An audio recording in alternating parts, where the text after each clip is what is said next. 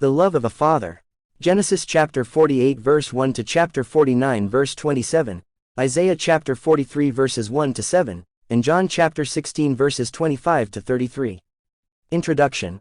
What's the most memorable or sweetest message you received from your father?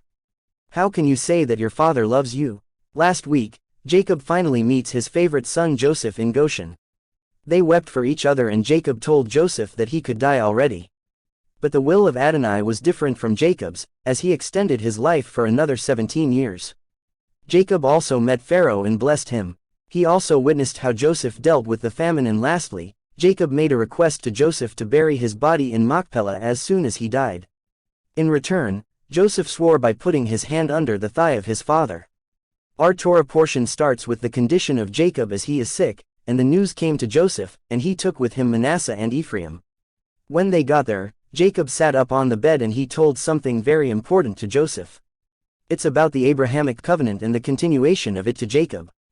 Part of this covenant are the promises of Adonai Yod-Heh-Vav-Heh that he will make Jacob fruitful and multiply, and he will give the land of Canaan to his descendants as an everlasting possession.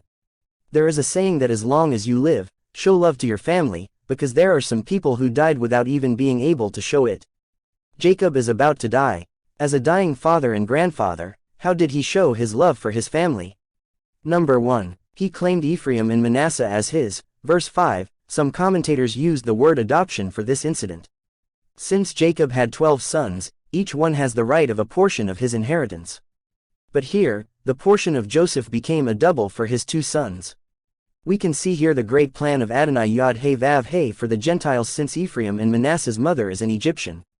Adonai wanted us, Gentiles, to be part of his family. In Ephesians chapter 2 verses 11 to 13, Paul said, "Therefore remember that you, once Gentiles in the flesh who are called uncircumcision by what is called the circumcision made in the flesh by the hands, that at that time you were without Messiah, being aliens from the commonwealth of Israel and strangers from the covenants of promise, having no hope and without God in the world. But now in Messiah Yeshua, you, Gentiles, who once were far off have been brought near by the blood of Yeshua." Also in Revelation chapter 7 verses 1 to 8, John saw in his vision that the tribe of Manasseh was included as the children of Israel. Eventually, these 2 sons of Joseph made a big role for the people of Israel. Joshua the son of Nun came from the tribe of Ephraim, as he led the Israelites to conquer the land of Canaan after the death of Moshe. While Gideon, one of the judges in Israel, came from the tribe of Manasseh. He was also a military leader, and Adonai called him to spare Israel from the hands of the Midianites, Judges 6. Number 2. He also blessed Ephraim and Manasseh, verses 9 to 22. In chapter 11 of the book of Hebrews, the author focused on the faith of the Tanakh characters. Unlike the others who were included because of their experiences, obedience, and trust with Adonai, Jacob was included because he blessed Ephraim and Manasseh. Hebrews chapter 11 verse 21, by faith Jacob, when he was dying, blessed each of the sons of Joseph, and worshipped, leaning on the top of his staff. The way Jacob blessed his 2 grandchildren parallels his experience from his father Isaac and his brother Esau. Number 3. He gave his last words to his sons, chapter 49 verses 1 to 27. If Joseph could interpret dreams, here Jacob predicted what shall befall with his sons in the last days. It's obvious that he prioritized the sons of Leah, then followed the sons of Zilpah and Bilhah. He finally mentions his 2 sons from Rachel, the woman that he loved more than Leah. The amazing thing from this arrangement is we can see the redemptive plan of Adonai Yod-Heh-Vav-Heh to mankind after the fall in the Garden of Eden. From the prediction of Jacob to Reuben, Simeon, and Levi, we can see the wickedness of man. When it comes to the prediction of Jacob to Judah, we can see the promised Messiah who will be coming from this tribe to save mankind from wickedness. Then from the prediction of Jacob to his favorite son Joseph, we can see what will happen to Yeshua as the suffering servant, who will be betrayed for the ransom of many. Because of these last words of Jacob to his 12 sons, and his claim as his of the 2 sons of Joseph, now they were called as the 12 tribes of Israel, Genesis chapter 49 verse 28. In Haftarah, we can see the love of Adonai Yod-Heh-Vav-Heh to his chosen people. 1. He created and formed them. Verse 1, the Hebrew word for created is, bara, which means, to create, select, be qualified, and to shape. While the Hebrew word for formed is, yatsar, which means, to mold, to have frame. Adonai Yod-Heh-Vav-Heh selected Israel to be his chosen people. Deuteronomy chapter 7 verse 6, now and then, he's molding them, Jeremiah chapter 18 verse 6.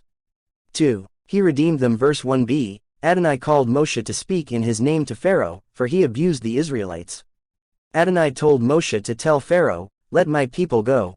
Here, he wants to redeem Israel from slavery so they could worship him in the wilderness. 3. He protects them verse 2, Adonai protected Israel through the Red Sea while the Egyptians were chasing them. He also protects the friends of Daniel in the fiery furnace as an illustration of his protection for his people. 4. His presence is always with them verse 5, in spite of Israel's dispersion, Adonai will gather them and return them to their own land. Truly, Adonai loves Israel. Hosea chapter 11 verse 1, when Israel was a youth I loved him, and out of Egypt I called my son. Our apostolic portion deals with the message of Yeshua to his Talmidim regarding the two events. First, he will come back to his father.